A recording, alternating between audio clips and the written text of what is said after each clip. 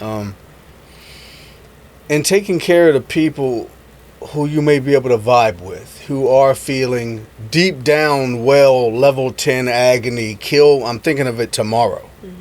All the way up to people who might be, I definitely want the pain to stop, and I'm definitely sick of the way life is right now. And they definitely want to change,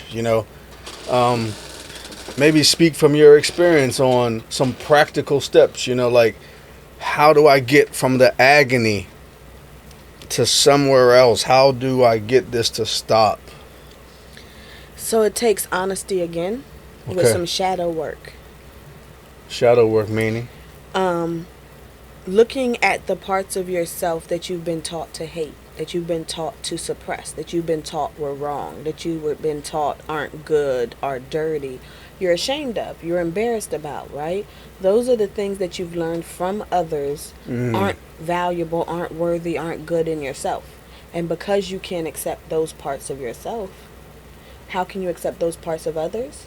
How can you accept certain parts of society and life? Or accept that those people could accept those parts of you if you haven't even accepted dug them in them yourself. out. That's a beautiful component. Like, I didn't even think of that. But that's actually very true, which is how you see a lot of times those projections in relationships, right? You don't think you're lovable, so you don't think anyone loves you. Yeah.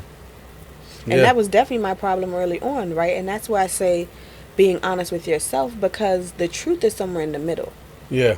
It's not that you're unlovable, even though you may feel sometimes like people don't love you, right? It's not that everything you do is lovable either. Are you kidding? That ain't realistic either. So if that's what you think, that's scary. But if this is what you think, that's scary also, right? So let's be honest with ourselves. The same way, whatever it is that you're feeling upset about, you're probably not being fully honest with yourself about it, right?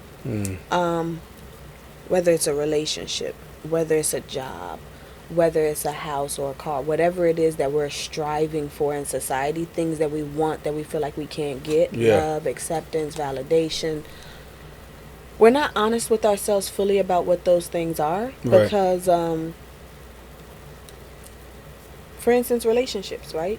We think we want this person to look a certain way, to be a certain way, to act and respond a certain way. You get that, you're not happy. You want this house to look a certain way, to be a certain way. You're not happy. So there's obviously some deeper things going on that we're not being fully aware of or honest about that's creating the discontentment. If I can get to that source, I'm more underneath. Yeah. What's going on underneath that that's driving me so much towards these things? Yeah. Or to these people. So like analyzing the roots of the agony, right? So let me say, for just role playing here, I've analyzed the roots, and it is that I feel largely abandoned in life, largely uncared for and ignored, marginalized even socially. The friends don't really show love, the family don't really show love. It's just I'm feeling, based on what I've been seeing, that I'm just gonna have a lonely existence, and I'd rather not be here for that. What is the And I say, well, you say analyze the root. What a root is, I'm looking back to the childhood, I guess. I'm looking back to, how it's been with my family. And the root is that people have always mistreated me for as far back as I can remember. So now that I've analyzed that root, I'm still in agony. How do I take that root analysis to a place of more peace? A couple of things, right? One, I would ask that person, have you abandoned yourself? I can't control all the people in my past who may or may not have abandoned me. But if I continue to abandon myself, can I expect others to show up for me? Wow. What does self-abandonment look like? It looks like not giving myself the things I'm asking everyone else to give me. Woo! I can't expect it from others. I would like that. Attention. Right? I would love for people to give me kind praise, words, compliments, words, be there for you when you're going through stuff. But they got their own stuff that they're working through and processing in a different time, speed, sure, experience than yours. So would that be lovely for sure. Sure. But is it always possible? No. The one thing that you can hopefully pull out of it is you're going to be there. You just told me you've been abandoned by all these people, but you're the common denominator in all these situations. You're still here. So there's certain things you've done to get through each one of those moments, which means, is that an ideal? No. But you can handle getting through things on your own, even if you don't want to, right? That's pointing to resilience. Absolutely. And maybe in the past, because if we're being honest, you said your whole life. How old are you? 30. So from 0 to 20, you couldn't have known what to look for in relationships. And you didn't get much control over the relationships in your life from 0 to 20. So we can throw that out. So you're saying in 10 years, you've had bad relationships, but you're just starting to understand what to look for in a relationship. So continue that work, and I think that you'll find healthier relationships throughout the process. Wow, yeah. But is it going to happen day one? The very first job you had, the very first car, the very first everything was ideal? Probably not. Right. So your first relationships aren't going to be ideal. Doesn't mean all your relationships forever are going to be bad. That's where being honest with yourself is. All my childhood relationships are bad. Where are those people at? Are their relationships good? No. So then that makes sense. Yes, I'm part of the equation, but I'm not the whole part of that equation. Or the cause. So, the cause. So it's like, okay, there's some correlation, but let me keep looking. In college, how did my relationships look? Yeah. Were they healthy or unhealthy? Okay, well, I was still young. I'm still learning. I'm still defining. Now you said 30. Okay, I'm still into my young adulthood. So I'm still really early into understanding and discovering that process. Right. So let's see. Yeah, I like that. It takes a bit of patience, and from what I've learned from you, the patience is difficult, especially while suffering. But I really appreciate how you kind of gave something I could touch as far as steps, thoughts to almost help combat some of the other things people could be suffering with. I think that's really helpful. And hopefully they can practice gratitude along the way. There's always things that suck in life. There's always things that are good. The things I feel are the things I think about, right? So if I'm feeling bad, I'm thinking about sad and depressing things. If I want to shift that, I need to think about some good things, some hopeful things, some grateful things. On purpose. On purpose, with intentionality. Yeah. We unintentionally hyper-focus on the negative. You're fucking right, man. That's the brain trying to protect us. Yeah, it is. That's us and our It fears. is. Yeah. All of that. So we have to train it to redirect to the positive. On purpose. On purpose. That's what meditation and mindfulness really, to me, is about.